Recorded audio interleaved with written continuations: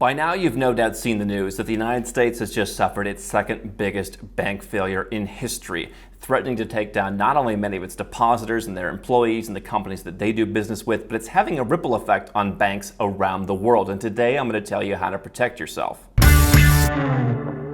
Silicon Valley Bank is now one of the largest bank failures in U.S. history, following Washington Mutual, which crashed at the beginning of the global financial crisis. The FDIC, the U.S. government agency, which insures deposits and takes over failing banks, has indeed taken over Silicon Valley Bank. And you've seen crazy scenes of founders and companies trying to get their cash out. You've seen people like Thiel telling his founders, get your cash out of this bank. There has basically been a bank run on Silicon Valley Bank. And they're saying, hey, if you have under $250,000, if your deposits are insured by the FDIC, we're going to open it up next week and you're going to be able to get your cash out. Everybody else, it is too soon to tell. And so this is going to impact a lot of businesses that had all of their cash, or certainly much more than that insured limit, in Silicon Valley Bank. It's going to impact their making payroll, capital expenditures. I've heard deals, M&A deals, all kinds of things that companies are planning on spending their money on.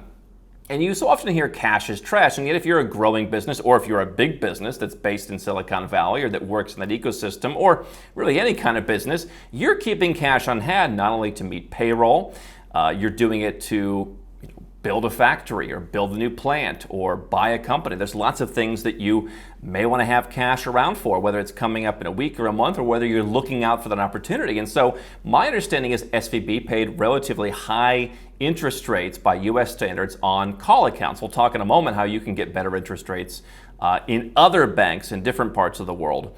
But you had founders that were optimizing the fact that they just liked this bank. They felt that it spoke to them and what their business was about. They were also parking their cash in Silicon Valley Bank for the higher yield so that that cash they were sitting on would actually make a little bit of return. One person in our network I saw commenting saying, we're opening numerous different bank accounts in the United States right now and moving our funds around because even though we didn't really have any money in Silicon Valley Bank, we do have much more than the insured limit in our other banks, and we want to make sure that we're covered. We're going to optimize for risk, not for yield. And what I find very interesting about this is you have a generation of founders, and certainly many people who just forgot that 15 years ago the entire world economy went down the tubes.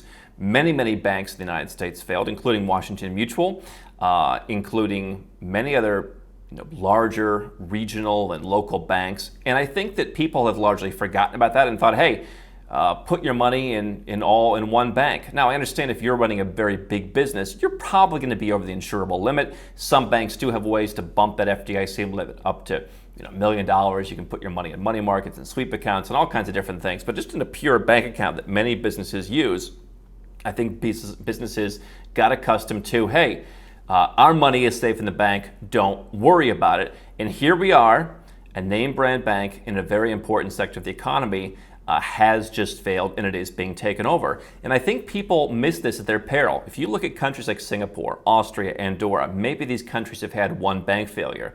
Some of them have had none.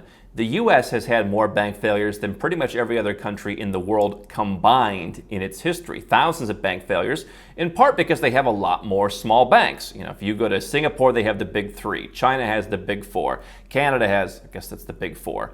So does the United States.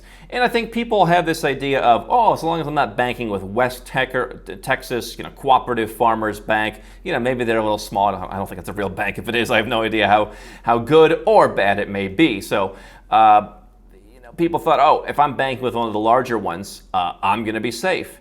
Silicon Valley Bank is not as large as Bank of America, not as large as JP Morgan Chase, but it does have an outsized influence. And I think people got sucked into that thinking, hey, we can't lose because we can just trust all of our money in one bank. And so one thing that I've said from day one, having banked all around the world, never give one bank all of your money. Who knows what could happen? They could decide they just don't want your kind of business anymore. And so we've seen with some of the banks that focus on the crypto and the Bitcoin space recently, they're going out and they're having problems. And so what's that going to mean for the crypto industry, for example, right? There may be certain banks that just want to de-risk and say, we don't want your business. We saw a big push of that with HSBC years ago, especially with folks that had businesses in places like Hong Kong. Hey, we don't want your non-resident company. And so where are you going to go? That even happened to us briefly, where they said, hey, come and get your money, but we don't want you to make any more payments. We're not going to accept any more money. Good thing we had other bank accounts, or else we wouldn't have been able to pay our staff many years ago. And so that can happen. So even if you don't believe in my premise that diversifying beyond borders is important, at least diversify among banks. I can't comment on your particular bank, but I will say I'm not putting all my money in any one bank, and I'm certainly not doing that for my business. And so that's the first thing. What I want to cover with you is how this affects you and how you can protect yourself. First, in terms of banks around the world, because this isn't just limited to one bank. What this means for folks at Silicon Valley Bank and how you can avoid the same fate befalling you. And then what this means for the larger economy and some of the commentary that I'm hearing from folks that make me think that, once again, doing business in different Western countries is not all it's cracked up to be. So you've seen bank stocks in the United States, to a lesser extent in Europe, and to a lesser extent than that in Asia, all tumble. There's been a number of different factors, including what the Fed was talking about, but no doubt this has to have some role, because you're looking at some of the things that happened at SVB with bonds and what other banks may that apply to. So banks are taking the hit as a result of this. If you look at the bank stocks in Asia, for example, they generally did better than banks in the United States. So there was more insulation there. I continue to believe that if you are investing in banks, for example, you can earn higher yields, often a lower tax rate or no tax rate at all. If you invest in banks in Asia, for example. I'm not here to give you investment advice. I'm just telling you the facts, which is, in these kinds of situations, perhaps you want some insulation. In the case of people who are banking with Silicon Valley Bank, or people who are watching this and say, well, what should we do? Again, the U.S., more bank failures than any country in history. If you look at the top 50 banks, we've been studying this list that's put out every year on the safest banks in the world, the safest 50 banks in the world. Some years the U.S. has none, some years they have one. Last year they actually had two. They are both kind of farmer cooperative banks that generally aren't really retail banks that most people would use. If you're in that space, much different space than Silicon Valley Bank, but if you're in the space that these banks would serve, hey, they are at the very bottom of the top 50.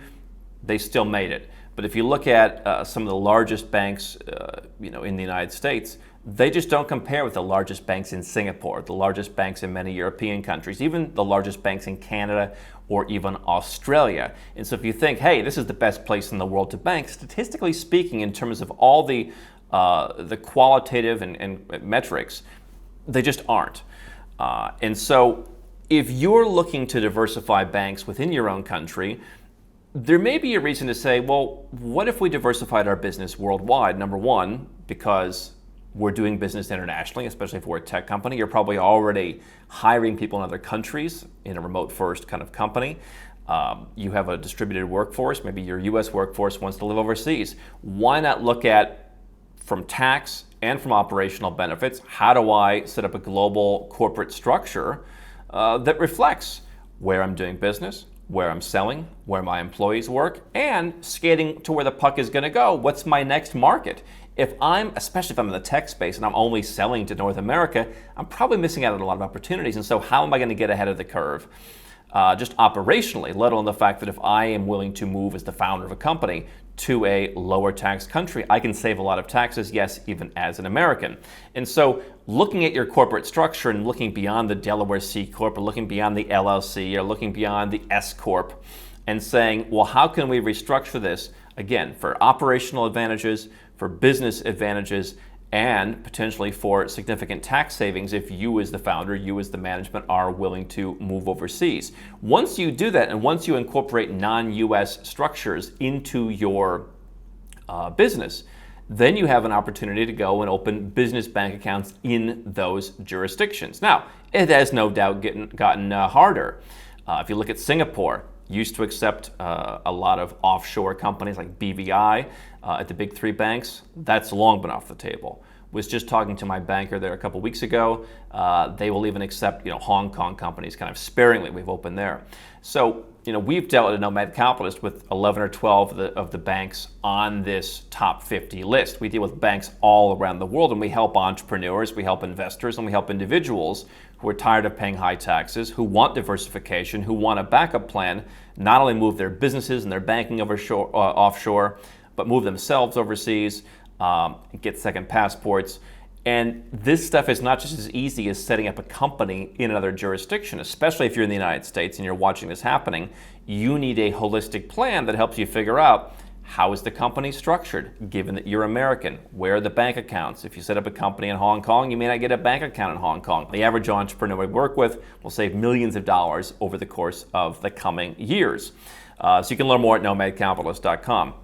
But if you set up different companies in your structure, let's say you want to put your headquarters in the UAE, one of the free zones, you can take advantage of 0% tax. Again, if you're an American, you may have some tax obligations, but you can dramatically decrease those if you are willing to move. Even if you're not willing to move, you could potentially just set up a headquarters there, have the same tax treatment, but have access to, for example, UAE banks. Banks that, while they don't have the same kind of deposit insurance as the US, at times, and in the past, the government has said, we'll guarantee every single dollar. And so you generally see more strength there. Even in Asia, you see banks where they don't really want more money because they don't have anything conservative enough to do with it. And so they just turn away depositors, places like Hong Kong. It's just much more conservative in many cases than you would find in the United States. And so if you can set up a headquarters or set up an affiliate company or set up some kind of company in your org chart that is overseas, you will have access to banking. And so again, these are the things that you'll work on when you're setting up your global structure. You're going to have access to higher quality banks. If you set up companies overseas, you may have access to Swiss banks. You may have access to banks that don't make loans at all. They just basically take some fees and they park it all right there, and they park it all in affiliate banks, and they have proper insurance. And so there is, in my opinion, more safety. I'm not saying every bank in the United States is terrible. I'm not saying you should totally abandon the United States. But what I am saying is diversification, many people are waking up today to find out, is a good thing. And if you're going to diversify within the country, consider what happens if there's a larger impact? People are already saying, what if more people lose their jobs from these companies that are, in some cases, doing some very innovative things? What if they can't pay their employees? What's going to happen? What is going to be the ripple effect of that? And keep in mind, by the way, you have the second largest bank failure in U.S. history at a time of record unemployment, when the stock market is frustrated that interest rates are going to keep going up because they just can't stop people from getting jobs. You have decades low unemployment. Everything's supposedly supposed to be so fantastic, right? And yet you have this huge bank failure. Imagine what happens when things aren't so rosy. Imagine what happens then. And so you're seeing that the need for much, much, much more diversification. What if you're seeing somewhat of a ripple effect in one country? Wouldn't you want to diversify across countries? And so for a business, right, most banks around the world are not going to take your US LLC or your Delaware C Corp and open a foreign account for you. There are some, but with the US, it's really very difficult. However, you can go and again set up these corporate structures. If you're an individual and you say, hey, I have a business, but I take the money out of the business, I take dividends, I have personal wealth, well, that's going to be easier. You just go and open an account, whether it's in Singapore, whether it's in Switzerland, whether it's in any number of places, both very storied countries like Switzerland, Liechtenstein, Andorra, the UK, or up-and-coming places like the Georgias and things like that we talk about. But you want to optimize your banking portfolio. I would argue perhaps if you're an investor in things like dividend stocks in the banking sector, in other sectors, at least take a look and see what other options are. Hey, I invest in bank stocks. Okay, what are the comparable options in Europe, in Asia, in other markets, that I have some diversification? Because again, if you had Singaporean bank stocks, those took a little bit less of a drubbing than did those in the US. So, very simple. Diversify outside of your borders, and you will have more protection. And again, I think a lot of people probably already have a reason to do that because you have employees, customers, et cetera, overseas, and you can put that into your mix. That's the kind of thing Nomad Capitalist will help you figure out. Hey, what's the reason why you might want to develop this international business structure? Now, Again, this is the news when things are good. You're seeing guys like Bill Ackman, by the way, billionaire hedge fund manager, saying, hey, maybe the government should step in and help out this bank. Are we going to get into another situation where banks get a bunch of money, taxpayers fund that? You already see Joe Biden looking to dramatically increase taxes, fourfold increase in taxes on stock buybacks. Even Warren Buffett called him out on that. He wants to change the way income is defined in terms of taxing people more, wants to take the cap off the Social Security tax. I mean, he's got a lot of new things he wants to tax. Wouldn't it be just another good reason to say, hey, we're bailing out the banks, you rich fat cats got to pay your fair share? And it's not going to be the bank CEOs who are the rich fat cats. It's going to be you who makes $400,000 or more. He's already told you that's his number for who the rich jerks are. And so if we get back into the business of government, just watched the documentary earlier today about how they put all the bank CEOs in the room during the GFC and said, sign this, you're taking our money, we're taking over your bank, we're effectively nationalizing your bank.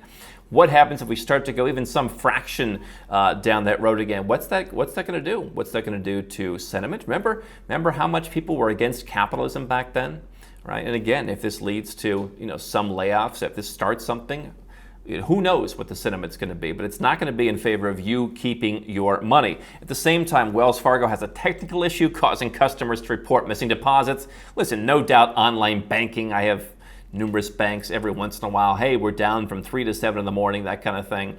Wells Fargo, though, says a technical issue. People were missing their deposits. Online banking in other countries, even including Georgia, for example, it's not quite as good as it used to be, but still better than a lot of U.S. banks. Singapore is world class. You can get a lot better experience in another country. And I realized that years ago when I started banking overseas. Just money movements are faster. They're often free. The quality of, let's say, a priority bank where you're putting in high six figures in another country, you're going to get so many different services. You're going to get so many different currencies. You're going to get better personal service. You're going to get faster transfers, cheaper transfers. You're just getting a better deal. And so at a time when you're not even seeing your deposits in U.S. banks, at a time when your bank is failing, diversification is the answer. Hey, you know what? It may be the stopgap, and I'm not giving you any financial advice, but the stopgap may be, all right, you get in the street and you open up 2 more banks where you live, but in the mid to long term, what's your strategy to be international? Because we have one bank failure, and already people are calling, get the government involved, take more of our money, have them ask for it back in taxes, have them use it as an excuse to assail capitalism. Capitalism doesn't work unless we step in and get our grubby paws all over it. And so for me, the big thing is how everyone just forgot that bad things can happen with your money. And worse things generally happen with your money when you put it all in one basket and you just think, well, the government and the banks and the regulations will surely protect me. That's not how it works. Nomad Capitalist has been saying for a decade, you want to be diversified internationally. And if you had that, you might have avoided this, but you certainly would avoid the bigger brunt from it happening and any ripple effect that comes with it.